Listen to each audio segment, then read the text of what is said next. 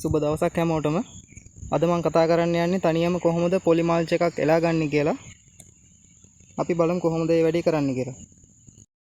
මේ තියෙන්නේ ගේජ් 30 පොලි මල්ච් එක. මම පොලි මල්ච් එක දිග ඇර ගන්න ලේසි වෙන්න මේ විදිහට මල්ච් එකට බටයක් GI බට කැල්ලක් දාලා කණු දෙකක් උඩ රඳවාගෙන තියෙන්නේ.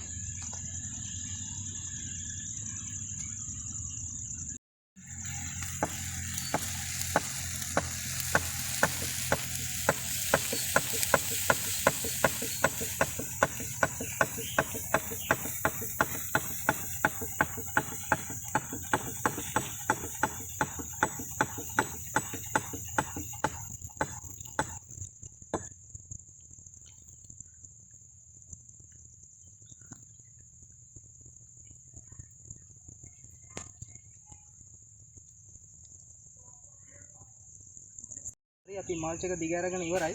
ඊළඟට දැන් පේනවා ඇති මෙතන පාත්‍ය ඉවරයි. පාත්‍යයෙන් පල්ලෙහාට මේ විදිහට මල්ච් එක තියාගන්න ඕන. තියාගෙන කකුලෙන් පාගගෙන දෙපැත්තට ඇදලා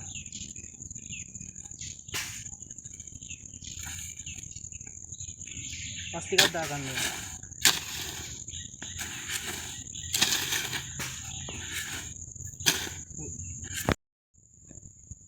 ඊළඟට අපි දැන් දෙපැත්තට පස් දාගන්න යන්නේ.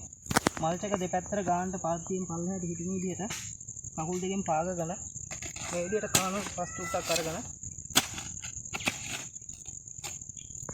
පාගගෙන ඉන්න තැනට දාගන්න ඕන. හරි.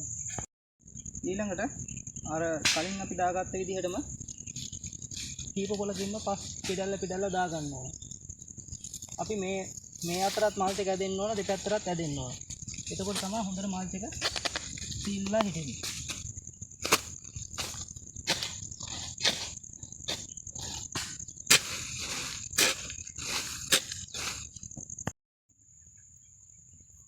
හිතන්න දාගන්න මල්ච් එක එලනකොට මේ වගේ කාණුව අයිනේ ගහක් තියනවා කියලා එහෙම වුණොත් අපිට මල්ච් එක දාගද්දී කරන්න තියෙන්නේ මෙතනින් මල්ච් එක පොඩ්ඩක් ඇදලා මෙන්න මේ විදිහට තියාගෙන පස් ටික දාගන්න. හරි, මේ විදිහට අපි තැනින් තැනට පස් දාගෙන තියෙන්නේ.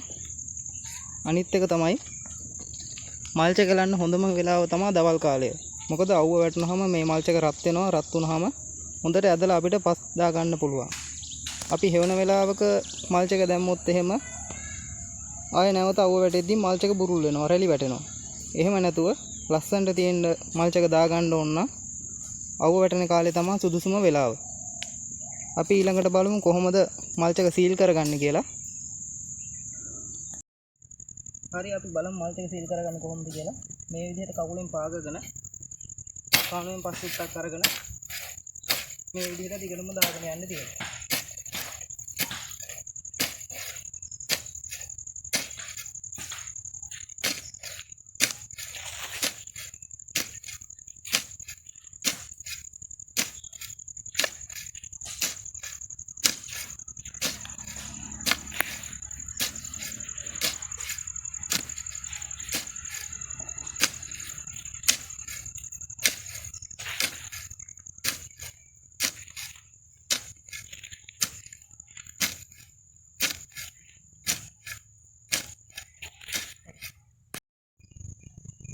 හරි, බලන්න මම මල්ච් එකට පස් දාගෙන ඉවරයි. මේ විදිහට හොඳට පස් දාගත්තාම මල්ච් එක හොඳට ඇදිලා හිටිනවා. මල්ච් එකට පස් දාන්න කාණුවෙන් ගන්න මදි නම් පිටින් ගෙනල්ලා බාස්කට් වලට ගෙනල්ලා තනින් තනින් හලාගෙන යන්න තමයි වෙන්නේ. මොකද වර්ෂාවට හොදාගෙන ගියොත් නැවත මල්ච් එක ගැලවෙන්න ඉඩ තියෙන නිසා. හරි, ඊළඟට අපි බලන්න ඕන මල්ච් එකක් කොහොමද තෝරගන්නේ කියලා. බලන්න මේ මල්ච් එක ඇදපුවාම මොහොම ඇදෙනවා. එදිලා තමයි කැඩෙන්නේ.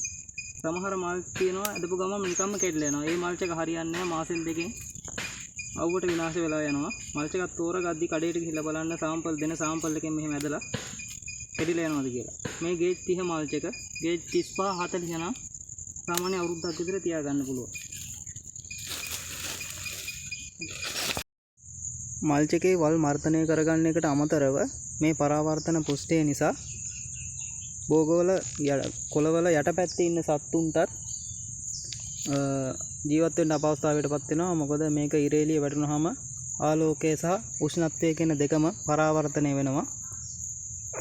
ඊට අමතරව මේකේ ඔයාගේ ඉඩමේ පාත්ති වල කලාඳුරු එහෙම තියෙනවා නම් මල්චක එලන්න කලින් අනිවාර්යයෙන්ම සතියකටවත් කලින් කලාඳුරු වලට සියල්ල නැසන වල්නාශකයක් යොදලා කලාඳුරු මර්ධනය කරගන්න වෙනවා. මල්චක දැම්මට තේරුමක් නැහැ කලාඳුරු වලට.